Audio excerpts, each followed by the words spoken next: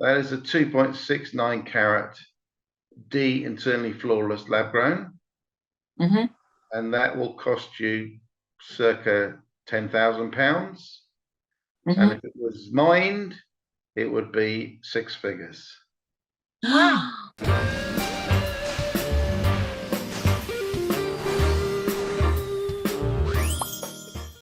Hey. Hello. Oh. So Sherry, you managed to get rid of Harriet. Yes, I dumped her. Yes. Thank I God. said, go and be a fairy. Go and be an evil fairy. Yes. A menopausal godmother. Yeah, menopausal godmother. That's what Sherry, she said. Sherry, you're not doing panto this year. You've done it for so many years, haven't you? Yeah, 30 years. I think I've done 30 pantomimes anyway. Yeah. But no, I think my time has come to an end. It's just so hard. It's 2 shows a day. You know, you're away from home. You're away at Christmas. And I just don't, you know, the pandemic has changed me a lot. Mm. And I don't want to be away.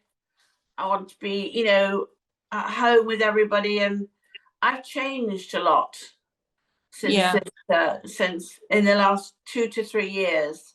And I think, and also I've got, you know, backache. I've got every ache you could possibly wish for. Yeah. I don't feel at my best. So doing a pantomime right now would be very difficult for me. And I also find having grandchildren as well. It's like you want to be with the grandkids for Christmas, don't you? And I've never, you see, I've always been away. I've only been ever home on Christmas Day. And that's, as you all know, that's journeying from one end of the country to the other end, and then having Christmas Day and then feeling knackered. And then 2 shows Boxing Day. Yeah. So I think my time has come to an end for pantos. And I've never, ever wanted to do it. No, I know people who love it. Yeah. I wouldn't want Christmas not doing one. Yeah, I did 2 very early on in my career, and decided I never ever wanted to do them again. No, it's really hard. Yeah. You just live in that dressing room for 4 weeks or whatever it is. Yeah. That's all you do. You just live there. Yeah, exactly. You know, and you eat there and you sleep there and you know. So it's always been lovely for me because I've always gone to see all my friends. Yeah. Yes, exactly.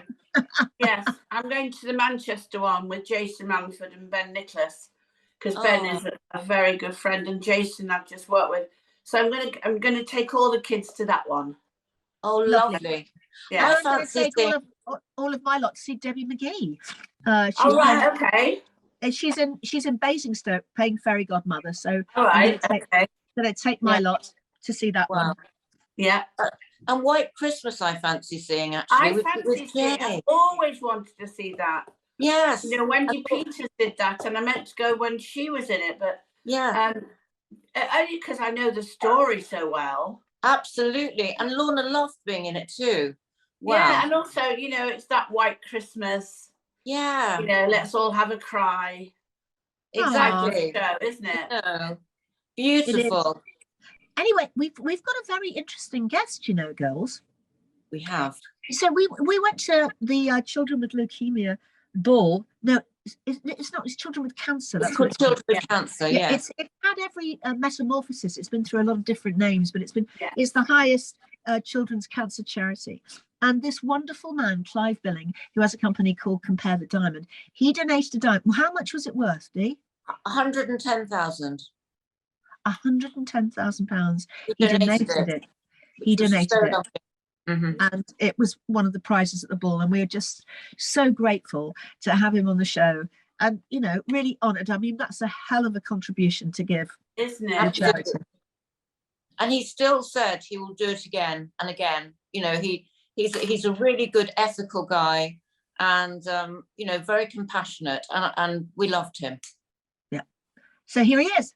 Hi, Clive. Hi, Clive. Good afternoon, ladies. So Clive, I'm Debbie. This is Sherry, and that's Dee. And we've actually never met in Zoom or real life, have we? No, but I have seen you all before. Yeah. Of But course. Clive, listen, first of all, thank you for that fantastic diamond that you donated to the children with cancer. I mean, it was incredible. Can you tell us how it all started with you and diamonds?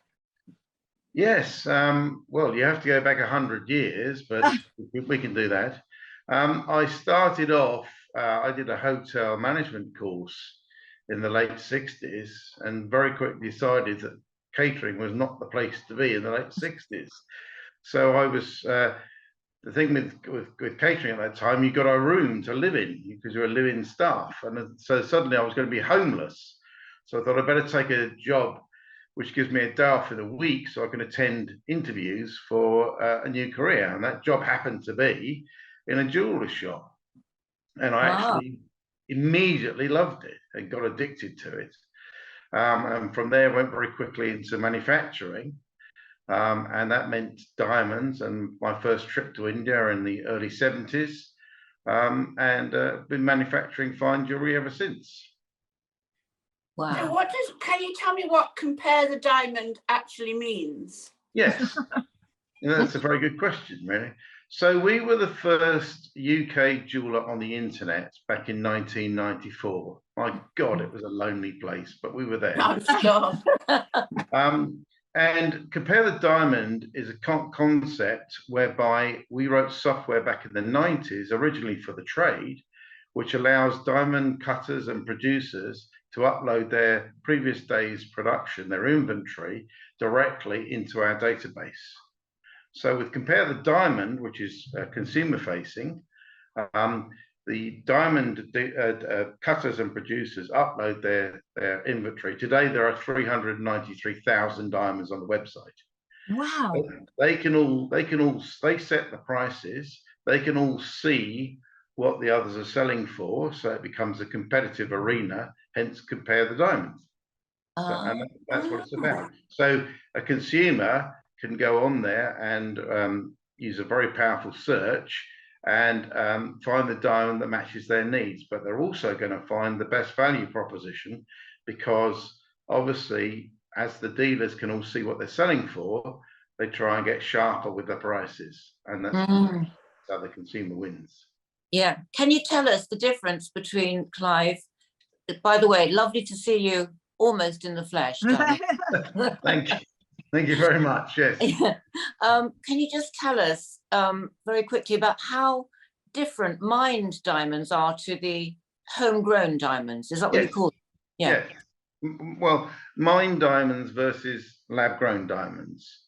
One shouldn't use the word natural diamonds, in my opinion, when you're talking about mined diamonds, because a lot of damage is done to the Earth's surface when mining them. But I'll explain how it all works. So man has been able to make diamonds for about 60 years, but they've not been gem quality, and they've ended up in cutting tools and glass cutters and saws and that sort of thing. And then 5 or 6 years ago, the technique was developed. It mirrors what happened underground 4 million years ago. So you've got heat, pressure, and gases applied to the same physical and chemical properties, and over a period, depending on the size of the diamond, over a period of about a month, that diamond will grow or form just as the mined diamond did in the ground 4 million years ago, 4 million years plus ago. Many people think it took 4 million years for these diamonds to form. It didn't. They formed in about a month, but 4 million years ago. So they've been waiting under the ground for that long. Okay? There's a little myth that's been destroyed there. We're a family company. And when my son Luke came to me 3.5, 4 years ago and said, Father, we're called CompareTheDiamond.com. We should be selling the new generation lab-grown diamonds. I said to him, how dare you mention Beelzebub to me? I'm a gemologist. Okay? I was completely shocked by the whole idea that we should be selling lab-grown diamonds. But then we did our due diligence, and I gradually warmed to them that the process of making them is unbelievably fascinating, and you end up with a real diamond. It's a real diamond. It gets certificated, gets one of these on it, okay? When the rough has been made, it then takes exactly the same course as a mined diamond will, because they can't control the quality. So the quality is random. So the rough is then sorted, it's then cut in exactly the same way as a mined diamond is, and then it's certificated. So you're buying a real diamond with a huge value proposition, because they're less money than a mined diamond. And they come with a huge green footprint. I'm very embarrassed to say that 50 years in the business, when we went into mined diamonds, I didn't realize the following facts. And that is that for every carat of mined diamonds that is mined, 2,500, so 250 tons of rock is destroyed. And if you jump onto Google and go mined diamonds, you'll see the pictures of the mines. It's frightening. Oh, I never thought I'd be an eco warrior, but suddenly I am. Clive, good. Clive, can you tell me, so what's the difference between man-made, you know, the homegrown diamonds, and the sort of the cheap sort of tat that you can get for 150 quid? Because it's cheap tat and 150. Yeah, I mean, but some of them also class themselves as homegrown diamonds, don't they? Well, no, there's the industry has very strict rulings on this. Yeah. And you have mined diamonds, which are mined, obviously. Then you have lab-grown diamonds, and then you have, which are real diamonds, and then you have imitation diamonds, which is what you're talking about. Yeah. And then you have simulated diamonds. So you're sort of running through. So if we go through the tier, you're talking about lab-grown and mined being at the same level. And many of my colleagues in the industry would disagree with me on that one, but that's where I am on it. And then lower than that might be cubic zirconia, which is a synthetic stone, but it simulates the diamond. And then from that, you go to what we historically called paste or crystal. And that's, you know, tons a ton. Yes. So tell us, Clive, you do I'm very excited about this, the fact that you have a unique service of, well, almost designing your own jewellery. Tell us about that. Well, we do. It's quite interesting that on our website, comparethediamond.com, we have over 46,000 designs, and yet 2 out of every 3 pieces we sell is a bespoke piece. Yes. We're very happy with that. We don't work with pre-cast items. Everything we make is from the ground up, so it might as well be an original design. And we developed an app in-house which allows people to upload a scribble or a full drawing or a CAD, whatever level they're at. And then our designers in-house swoop on it and convert it into something a bit special. I don't know if you've checked your phone today, Dee, but there is a new piece there for you. Where did you sleep last night? Ring. Oh my goodness. Thank you. Thank you. I get very jealous, you know, Clive, very jealous. Yes, I'd like to. Yes. Well, I'll share the link with you and perhaps your viewers.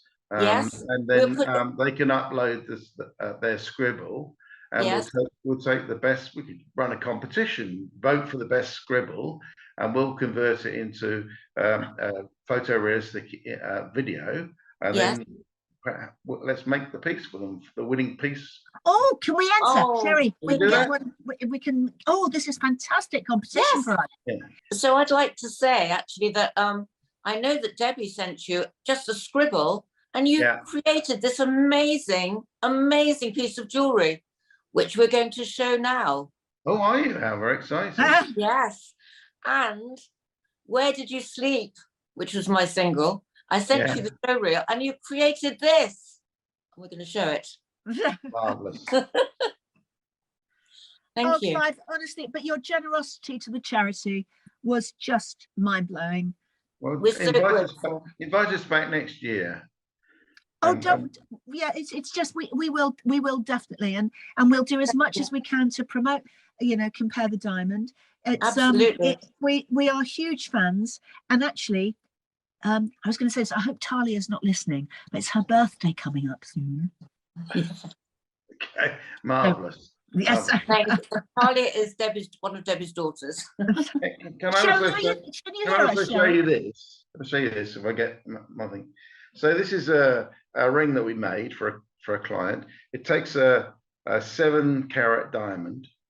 Right. She's had it remodeled with the 120 diamonds in the band, and they're all lab grown.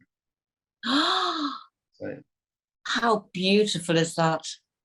And yeah, if you look at the setting quality, if I get it in focus. Yeah.